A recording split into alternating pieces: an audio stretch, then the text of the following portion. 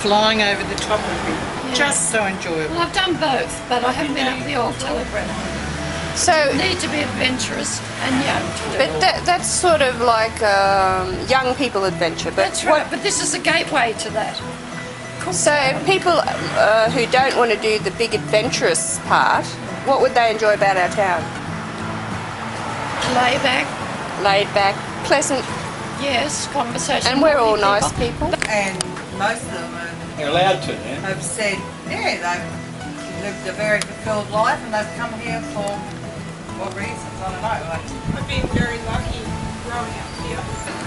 What King And just it said, is, really, it is very any town true, like we is do what you make here. it, but You go Cooktown anywhere else, has you won't- an allurement Nothing to get you to that we get here. make it a good town. You just gotta And talk to the people that lifestyle come generally blends in from with other the way I want to live.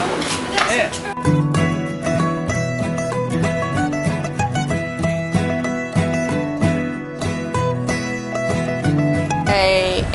Now, how can we do this? Adventurous in Cooktown, adventurous by nature.